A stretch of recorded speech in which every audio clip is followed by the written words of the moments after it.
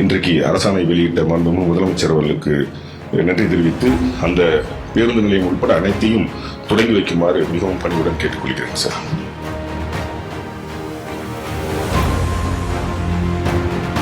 புதிய பேருந்து நிலையத்தை திறந்து வைத்த மாண்புமிகு தமிழ்நாடு முதலமைச்சர் அவர்களுக்கு நன்றியை தெரிவித்துக் கொள்கிறோம்.